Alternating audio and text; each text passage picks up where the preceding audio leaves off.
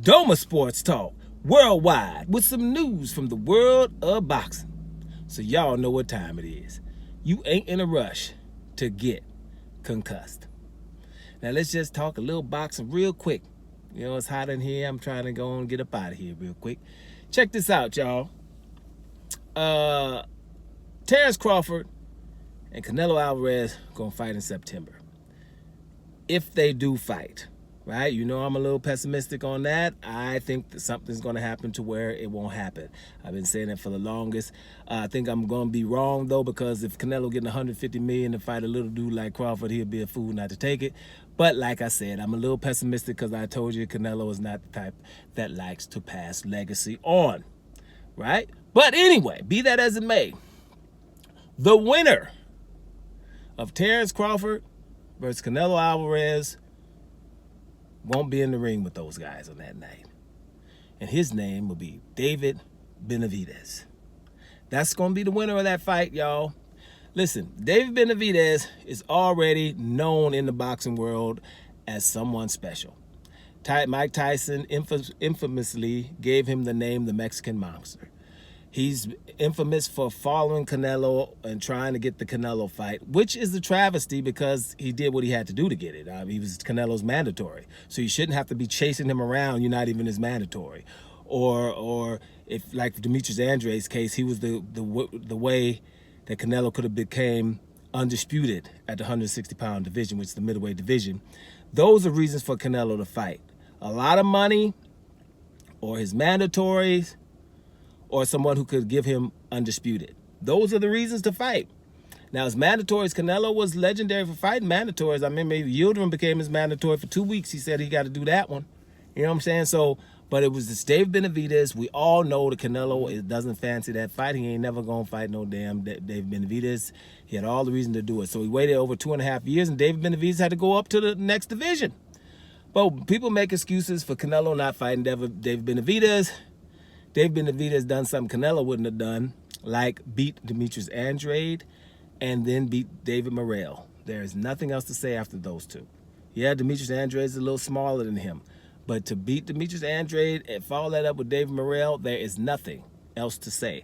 And in between them was Alexander Vucic, a light heavyweight who's not easy to beat. Probably the 4th best light heavyweight, probably even right now. He's probably still top 5 in my opinion, because now you got a few people up there now. But back in the day, it was him, Bivol, and Beterbiev. Those are the top 3.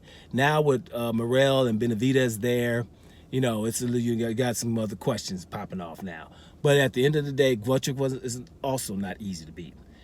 Why is Dave Benavidez going to be the winner? He's about to get tons of fans. Because, see, first of all, Canelo and Crawford is going to be a good fight. If Canelo doesn't whitewash Crawford, Crawford is going to look good in that fight, right? Either Crawford's going to win the fight or he's going to win the fight and don't get the title. You know, something like that, if Canelo don't knock him out, right? Because Crawford is all that in a bag of chips, and everybody know that. Now, he's coming from 2 divisions lower, or 3, which really is up, and people know that. So if Canelo going to have to look good in that fight, or there's going to be a lot of people going to David Benavidez and saying, hey, a lot of Mexicans, because David Benavidez got black fans. A lot of Mexicans going to finally say, well, you know what? Look, Canelo, we got to roll up.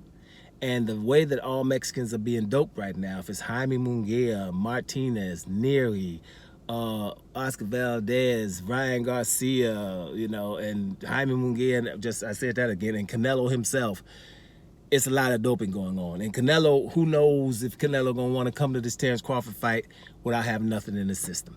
So with all that being said, you're going to gravitate to David Benavidez. And like I said, David Benavidez has black fans already. He just needs the Mexican fans who are holding on to Canelo for some reason. Well, we don't know. We know the reason. Now, when it comes to black fans, you know, black fans, you know, we got a lot of black good boxers. So therefore, black boxers, you know, there's not a lot of black boxing fans, because we just know we're used to watching our black boxers win a lot of fights, right? So with that being said, you see that, it's like black fans, it's funny, like Tiger Woods had a lot of black fans because he was a golfer. It's not that many blacks. Or Serena Williams and them, and Venus Williams and the like. They had a lot of fans because not a lot of blacks in tennis. You know what I'm saying? Lewis Hamilton, he got a lot of fans because Formula One, ain't no brothers in there. But when it comes to sport that when blacks are interested in, then they excel in. So the black fans become, lethargic and, well, we know that's going to happen. So they're not so excited, right?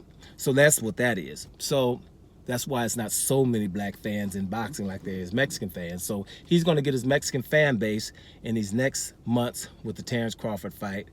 I'm guaranteeing you. So what I'm saying here is, David Benavidez, brace yourself, brother, because you about to blow up. You should have a long time ago, but you about to blow up exponentially. Watch what I tell you. Doma Sports Talk, worldwide. And I'm up out of here, y'all.